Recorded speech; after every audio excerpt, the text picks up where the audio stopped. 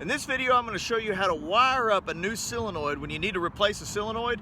This is how to wire it back into the wiring system of your sprinkler system. Let me show you something.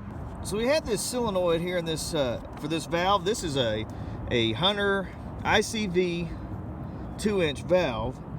Solenoid went bad on it, and really it's the wiring is actually still working and the solenoid is still good, but what happened is this has been turned on and off manually so many times. The gasket is messed up. Now it's just shooting out everywhere. And I could replace the gasket. And it's got a little rubber gasket right there. But I'm just gonna go ahead and put a whole new solenoid in, and that way we make sure everything is working good. The first thing you need to do is you need to shut off the water. That way you can take this solenoid out and it doesn't shoot water out of there. So I've already got the water shut off, so now I'm just gonna unscrew this solenoid, take it out of there, and I'm gonna show you what I saw. And it's kind of hard to tell in the video. This gasket's been pinched and messed up, and that's what was causing it to shoot out of the side of there. So, but I'm gonna go ahead and replace it with a new one. That way I know things are gonna be good.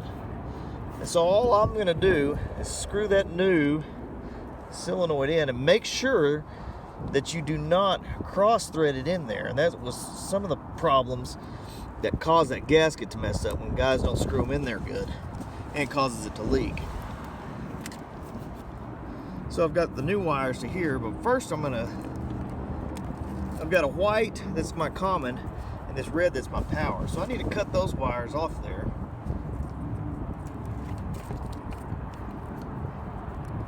So I'm just gonna cut it on this side of that wire splice. Same with this red.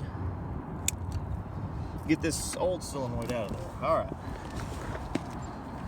Now I'm gonna strip back a little bit of that wire. Make sure that copper is still good. Sometimes I kind of scrape anything off there. So man, that's a good clean wire there. Same here. Oh yeah, good clean wire there.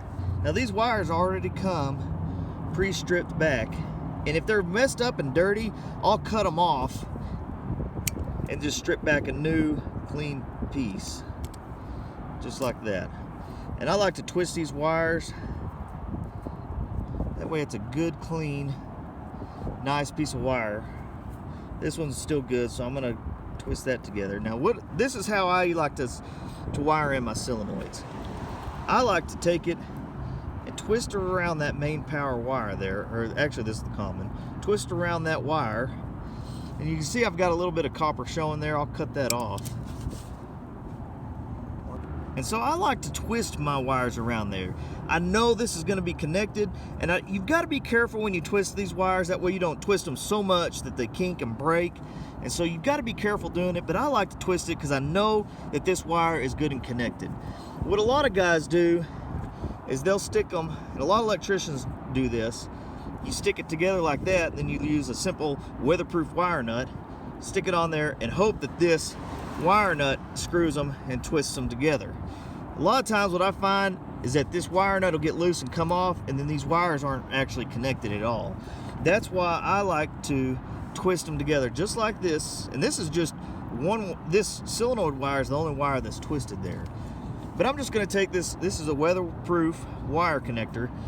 It's got some goop in there that keeps it from corroding and all that, and these are not as good as these that were on there. So I'm gonna go ahead and say that, but it's all I have with me today. So these are still good products, still gonna work good. But just cram it on there, and twist it where it tightens up. And another step what I'll do a lot of times is I'll wrap this with electrical tape, and then it will hold that wire nut on there, and it also kind of gives it an extra weatherproofing. But I didn't have my electrical tape either. Let's go ahead and do this other one.